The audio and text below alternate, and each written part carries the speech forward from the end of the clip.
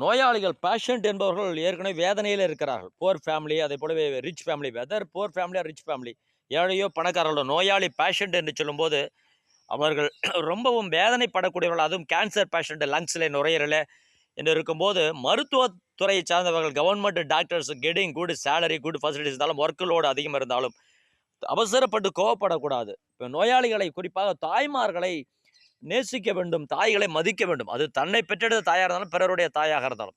எனவே அந்த பையனுக்கு கோபம் வருவதற்கு ஒரே காரணம், தன்னுடைய தாயை பலமுறை அவமானப்படுத்தியிருக்கிறார், அசிங்கப்படுத்தியிருக்கிறார், கோவப்படுகிறார் டாக்டர் என்றுதான் சொல்லப்படுது. அதையெல்லாம் டாக்டர்கள் சரி செய்து கொள்ள வேண்டும். மருத்துவத்துறை அதை கண்காணித்து அவர்களுக்கு புத்திமதி சொல்ல வேண்டும். டாக்டர்கள் என்றால் பெரிய ஆள் கிடையாது, அவர்களும் மனிதர்கள் தான். எனவே டாக்டர்கள் கோவப்படுவது ஒரு தவறான ஒரு செயல் என்பதை மருத்துவத்துறை நல்வாழ்வுத்துறை அமைச்சர் எடுத்துரைத்து டாக்டர்களை மருத்துவத்துறை திருத்தும்படி என்னுடைய அன்பிற்குரிய அமைச்சர் திரு மா சுப்பிரமணியம் அவர்களை கேட்டுக்கொள்கிறேன். தேங்க்யூ, நன்றி.